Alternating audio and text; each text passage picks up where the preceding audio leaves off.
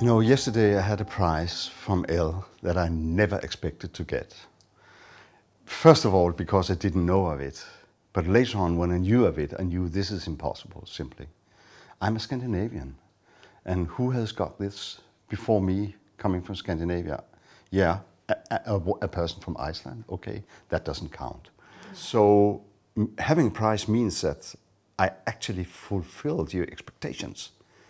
And I couldn't know that to happen within 8 months after my debut here in France.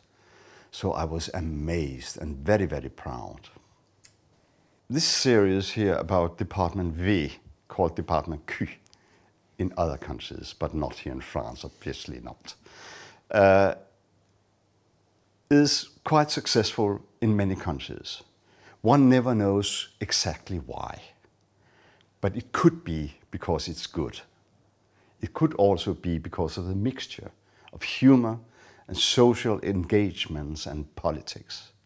It could also be because that I found some characters that you love. Maybe it's because it's not a crime story only, but it's like, you know, a classical story too. Talking about a person being captured, not knowing why, staying there for years, and then later on having perhaps a sort of revenge, who knows. All my books is about misuse of power. Can you remember Les Miserables from Victor Hugo and, you know, The Count of Monte Cristo? Wasn't it the same subject? Yes, it's classical stuff. Maybe that's why. And I'm having a guy called Carl Mørck in this department. Carl, that's a part of me, you know. This is combined from a lot of persons. But I needed a person that could actually solve sort of crimes in any region of Denmark or in the world. And that's not really possible, except if you're dealing with the crimes being laid you know, aside because it was unsolvable. Cold cases, you could call it. But Carl Mørck, he doesn't like his work.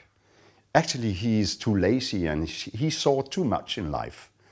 So therefore, I took another person in to catalyze his deeds and his, you know, skills. Assad. And that's the guy of Assad. The guy who's having perhaps a grim past. You don't know. Secret, full of secrets, lots of humor, catalyzing this Carl. So I took the combination, you know, just to be able to take any sort of case possible. Outside the country too. Maybe I'm coming to France, who knows? I'm very often being asked, how is it to be a Scandinavian and following all the good guys of Stieg Larsson and Henning Mankell and so forth? Well, I don't know really because I'm a Dane, so I'm never following footsteps of Norwegians or Swedes or anyone coming from other countries in Scandinavia. In Scandinavia, we are having, in Denmark, the place of being a little crazy, perhaps, a little too frank, a little too open-minded, a little too ironic, satirical. So we are using that, of course. I mean, sometimes you can make wrong, like Lars von Trier did in the Festival of Cannes. He really didn't mean it. I mean, it was funny, but it wasn't. But it was so Danish in many aspects.